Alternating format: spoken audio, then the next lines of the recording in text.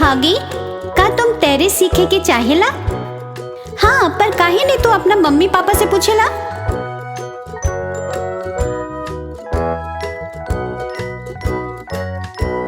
चलो चला स्विमिंग पूल तैरे के खातिर, का तुम तैरे सिखावेला?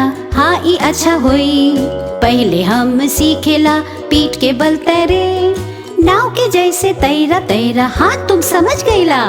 तैरा तैरा सांस के रोकला, पानी के अंदर फिर बाहर आ जाओ।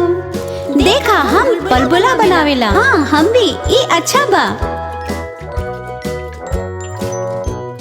मारा मारा आपन पैर, मारा ऊपर नीचे, सीधा करा आपन पैर। बहुत बढ़िया, तुम्हें पता बा?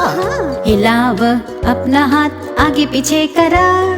तैरा तैरा स्विमिंग पूल में बच्चों, अब तुम तैराक बन गईला। तैरा तैरा स्विमिंग पूल में, बधाई हाँ बधाई, तुमके अच्छा लगत बा?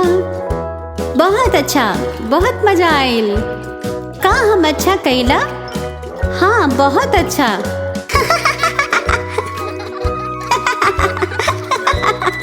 देखा हम कितना दूर जा सकेला। ओ पूरा स्विमिंग पूल के आसपास। ये बहुत अच्छा बा। तैरा तैरा स्विमिंग पूल में, बधाई हाँ बधाई, तुम अच्छा लगत बा।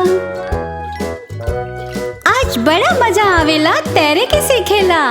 हाँ तैरा कितना अच्छा बा।